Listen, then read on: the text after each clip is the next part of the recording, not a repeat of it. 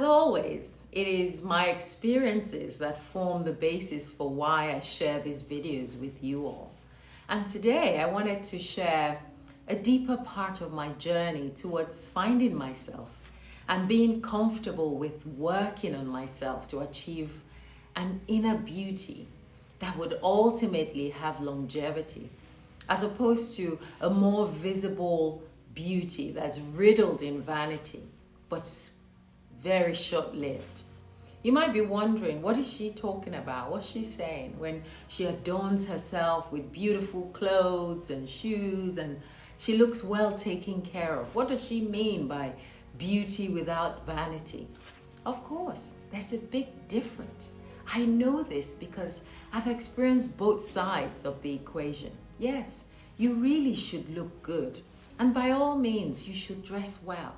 But if all that you are is centered around how good you look physically, what you have and what you own, which is nothing, by the way, and how well you impress those that you choose to impress in society, then I'm afraid that does not count for much. Someone once described vanity as the quality of being worthless, but still trying so hard to show that you are worth nothing. That is just sad, and yet vanity rules our world today. Have you ever gone to a party or to an event and your immediate thought when you see someone, without trying to judge them, is that this person is trying too hard? Their energy just says, I'm desperate, I need to show. There's a need to outdo, to upstage, to usurp, to impress, to earn validation, to solicit, to feel among, to oppress, to depress, to pepper them. But to what end? Whether it be with their fashion choices, the things they own, the things they've done, the moments that these things are no longer just to satisfy our needs, but we then focus solely on how to outdo each other, how to compete with each other, or even get recognition and praise from others. That's when vanity has walked right in. Look around you. In our world today, we see so much that is termed as beautiful. But from whose perspective are we looking at it? What is beautiful to you is going to be different from me. In order to actually improve your own sense of beauty that is not riddled in vanity, you need to look beyond just the outer shell of, look at me, I'm so beautiful. Look at the things that I have and the things that I own. Look at the places that I've been and the people that I know. And trust me, to get past that comes with a gradual refinement of our souls. When you realize that what is within is better than what is without, and the need to improve one's inner self first and foremost, a newfound alertness that means that nothing just gets tossed at you just like that without your intuition saying, hold on a minute, how does that look? What's so beautiful about that? Whether it be so-called art or fashion or architectural design or even verbal expression from people, how they talk. And in this case, I don't mean their accent because that's based on the environment they grew up in. I mean what spews out of their mouth. Is it beautiful?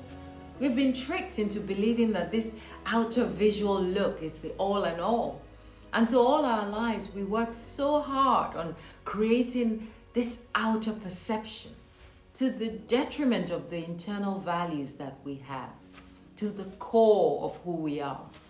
In fact, it is all the rage, conforming to the standards that are set by the world, without really paying attention to our character, our decency, our values, our modesty, and our inner strength.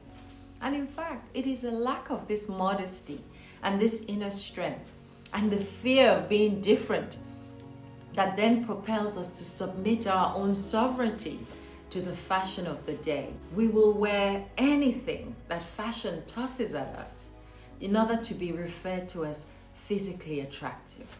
Don't get me wrong. Being physically attractive is a good way to attract attention. But here's what I found on my journey.